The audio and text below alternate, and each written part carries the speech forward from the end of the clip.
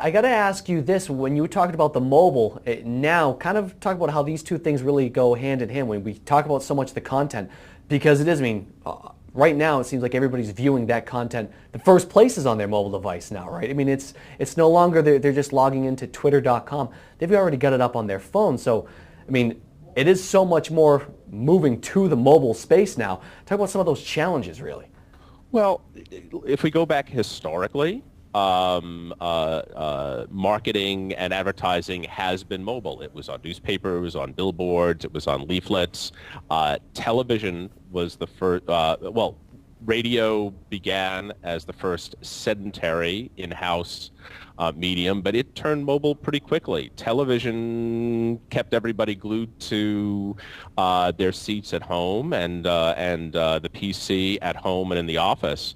But with the high power and flexibility of mobile devices, more and more of the content being consumed is going to move away from stationary positions and be mobile. And even when folks are stationary, there's some really frighteningly and wonderful high number, I can't remember, about the number of people who, while watching television, are also engaged in another activity on one or more other devices.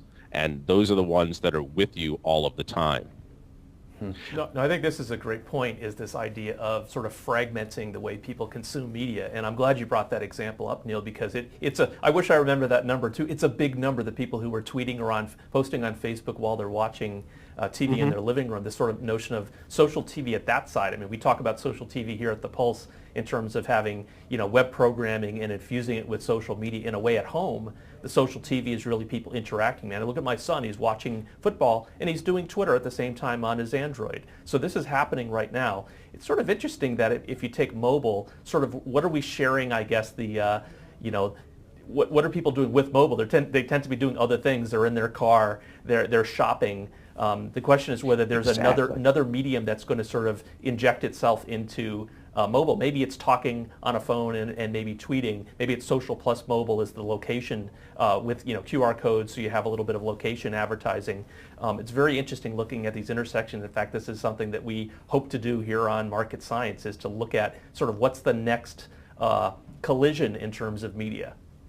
Well, we've traditionally programmed things like rate marketing for radio, knowing that radio is something that people are doing while they're doing something else in their lives. And this sort of expanding on what you were just saying. With television, traditionally we've planned our marketing for someone who is engaged in television, and that is what they're doing with their life. That is their activity. With more and more attention being taken by mobile devices, our marketing is joining someone in the process of doing something else as opposed to being right there in the 100% stream of their lives. So we have to have a different mindset to not interrupt people's stream, or they're going to tune us out.